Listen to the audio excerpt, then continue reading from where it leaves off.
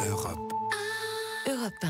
Hélène, cette fois on y est, la grève des cheminots a commencé, on ne sait pas quand elle s'arrêtera. Pour certains c'est l'espoir du grand soir et pour les autres un grand foutoir avec des lignes de clivage pas franchement nouvelles. Le texte est intitulé « Je suis ici pour dire notre soutien ». Je suis ici pour dire notre soutien à tous ceux qui luttent contre la destruction d'une civilisation, pour dire que nous comprenons ce mouvement profond, à la fois le désespoir et les espoirs qui s'y expriment, pour dire que nous ne comprenons pas ceux qui ne le comprennent pas, tel ce philosophe qui découvre avec stupéfaction le gouffre entre la compréhension rationnelle du monde et le désir profond des gens. Cette tribune est signée Pierre Bourdieu.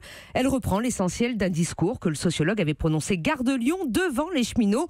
On était le 12 décembre 1995. Pierre Bourdieu y fustigeait la nouvelle noblesse d'État pour qui le mouvement, le changement était du côté des gouvernants, patrons ou experts, quand l'archaïsme, le conservatisme, l'inertie se trouvaient du côté du peuple, des syndicats et des intellectuels critiques.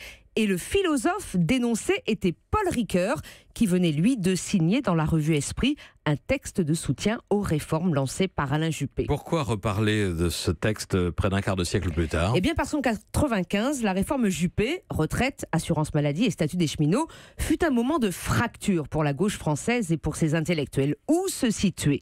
Dans l'accompagnement inéluctable des politiques d'adaptation à la mondialisation ou dans le refus des sacrifices que celles-ci induisent ?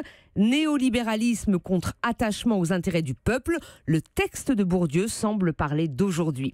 Et puis, l'histoire est facétieuse. Édouard Philippe reprend aujourd'hui le bâton abandonné par Alain Juppé, qu'il a servi pendant 20 ans, et Emmanuel Macron n'a jamais caché quel lien l'attachait au philosophe réformiste Paul Ricoeur. Vous pensez qu'il y a une répétition de l'histoire, Hélène ? Pas du dénouement de l'histoire dont on ne sait ce qu'il sera. Ce qui est flagrant, c'est que la fracture reste à vif. Il y a les gouvernants réformistes qui croient à la nécessité de l'adaptation, dénoncent la gréviculture, symptôme français, et ceux dans les syndicats ou à gauche qui continuent de voir dans la défense du service public le seul rempart contre un libéralisme destructeur. La deuxième gauche, proche du rocardisme, s'est imposée à Emmanuel Macron, mais elle ne s'est pas imposée à l'ensemble de la gauche critique, comme on l'appelait à l'époque, toujours aussi vivace. Pas moins de 12 partis de gauche soutiennent à ce jour le mouvement lancé par les syndicats. On y trouve France Insoumise, le NPA de Besancenot, Génération de Benoît Hamon, Europe Écologie Les Verts ou encore le Parti communiste. Quant au Parti socialiste, il soutient et le mouvement de grève et les usagers, a-t-il fait savoir. Il subit encore en son propre sein la fracture de 95. Hélène Jouan, merci. Europe. Europe 1.